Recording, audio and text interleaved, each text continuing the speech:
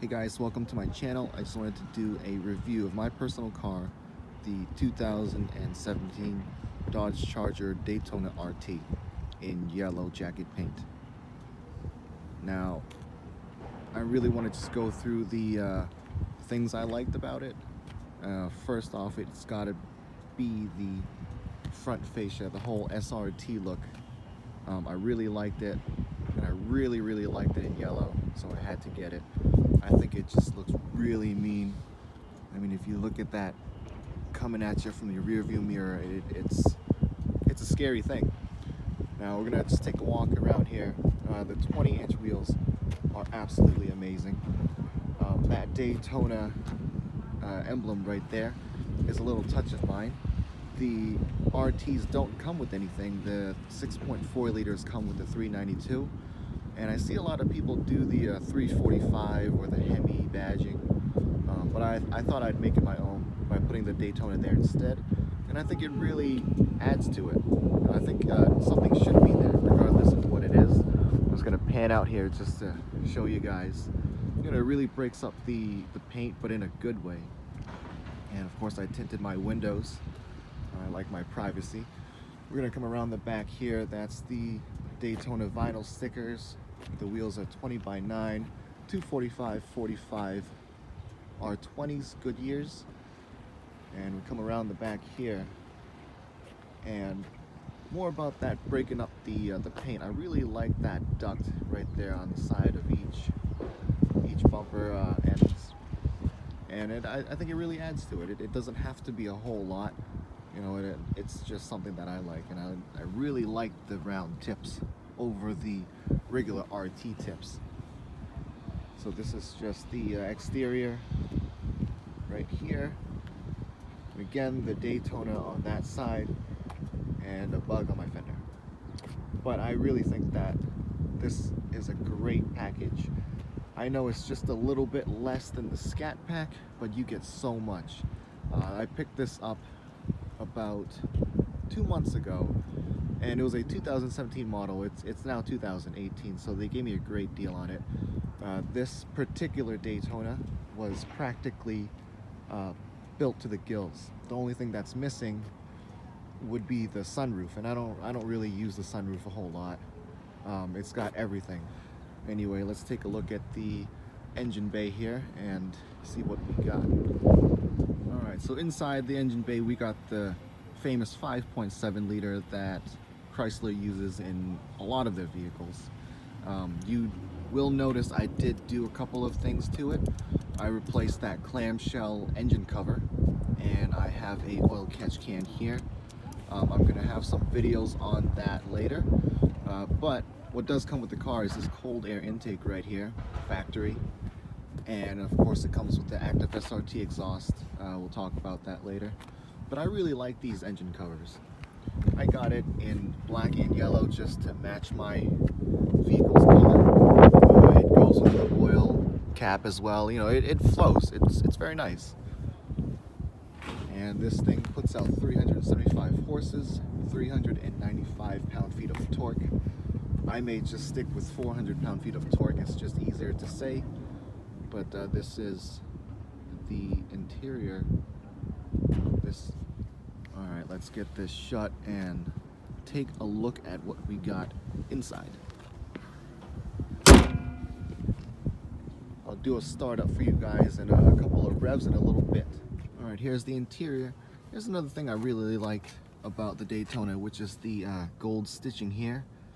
And I know it's gold stitching for every color Daytona, but it really matches with the paint. As you can see, it's kind of yellow, kind of gold. The paint is very yellow, so I think coming into this, picking yellow jacket was a very good choice. I'm gonna hop in, and just in case you guys were curious, first thing I did, I turboed my car. It's a turbo V8, so let's just give this an overview here. You have the Daytona badging there, and you have, of course, the 8-speed transmission. It's very fast, very smooth when you want it to be. The steering wheel here with the Dodge logo. leather wrapped, heated. The seats are also heated and ventilated. Alright guys, now we're inside the car. I had started it. For some reason, every time I start the car, it stops the video. So I just had to leave it starting. As you can tell, I've got 2,710 miles on it. It's still a baby. And that Trip A right there, it's a little more than what it was, but most of those miles are from a road trip I had just taken. And I'll talk about that probably in another video. But anyway, we can take a look at the center stack here. We have all the amenities: heated seats, ventilated seats, dim mirror, heated steering wheel. We can go through the climate right here. I really like this option, the sync option, which means that if you press it, both of them will go up and down at the same time. But if you have sync off, it now becomes a personal setting for the driver and passenger. I leave it on when no one's in the car and have it off when someone's in the car, obviously. So you got the nav here, your phone reception, the controls we just went through, the Uconnect apps. You can do all of that stuff. We can hit the Super Track Pack right here, and that's going to give you all these things. So right now, in normal driving mode, it's currently in default. Transmission is normal, paddle shift is on, traction's normal, steering's normal, so nothing crazy. But we can go into the sport mode here. I have it set so everything's on. You know, the transmission shifts real quick. I have the paddle shift on, the traction is on sport, steering wheel's a little bit tougher, and you know, it really gives you the feeling of a sportier car. Now if we hit the sport button here, that actually, see that traction control sport.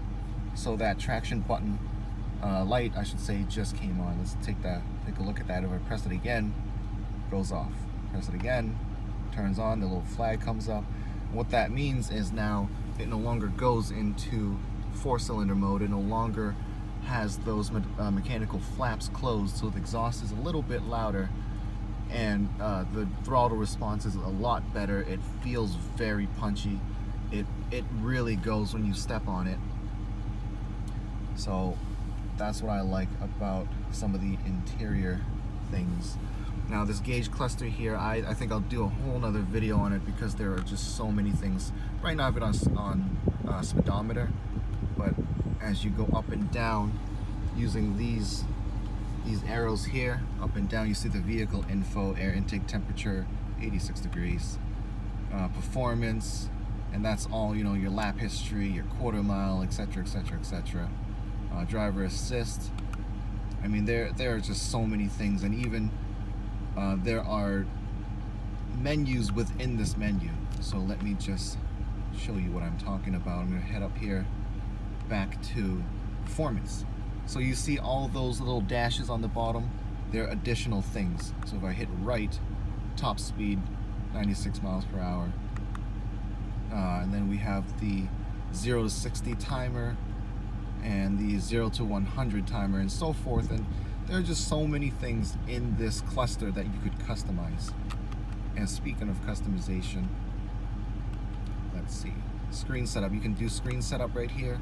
So upper left, you see it when it says upper left, you'll have that little red dot in the background. So if we do upper right, see how the red moves over? It just shows you which part of the screen it's talking about and what you can do to customize it. So if you hit OK right here on the steering wheel, you can start choosing things. I did outside temperature, and you can do time. It'll show you right away. You don't have to hit OK for it to take place.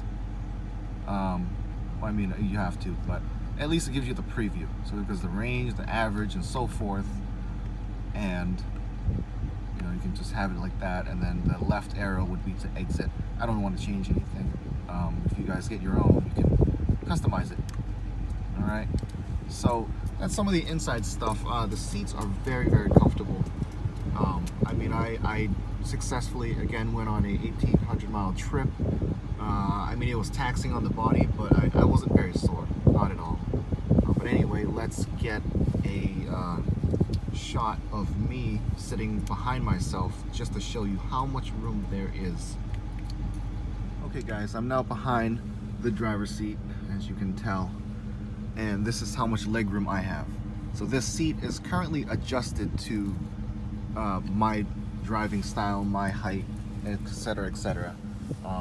And there's a lot of room here. Let me just give you a little look at all that room from here to here. Now keep in mind, I am 5'7". I'm not the tallest of people, but being 5'7", there is just a ton of room, and there's I would say an okay amount of headroom. Not necessarily the best. I would say people up to 6 feet would be pretty comfortable back here for a you know, medium duration of time. And this is just a view of how much room there is without anybody in there. Alright, so let's get that exhaust clip going.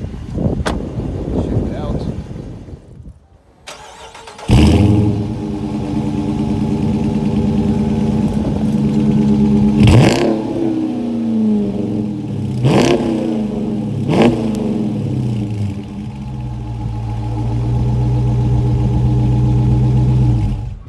Guys, thank you for tuning in.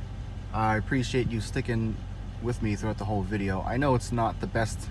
This is my first upload, so it's probably a little bit shabby here and there. But hopefully my later videos will be better. You know, we'll evolve together, and hopefully my videos will be edited better as well. But anyway, thank you again for watching. I'm gonna leave you with some clips of me driving my Charger, and just to let you guys know, the video will never do it justice. If you guys ever have a chance to test drive a 5'7" Charger or Challenger, please do. The exhaust is just intoxicating. The video will never do it justice. I've sent videos to all my friends, and they all agree. It's so much better in person. It's just it underrates and undercuts the actual exhaust a lot on video. But anyway, take care and have a good one. Bye.